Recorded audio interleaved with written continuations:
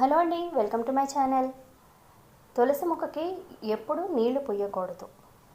మనం ప్రతిరోజు తులసి మొక్కకి నీళ్లు పోసి పూజ చేస్తామండి. అయితే ఒక్కరోజు మటుకు తులసి మొక్కకి నీళ్లు పోయకూడదు. అది ఏ రోజు అంటే ఆదివారం రోజు నాడు తులసి మొక్కకి ఎట్టి పరిస్థితుల్లోని నీళ్లు పోయకూడదని శాస్త్రం చెప్తోంది.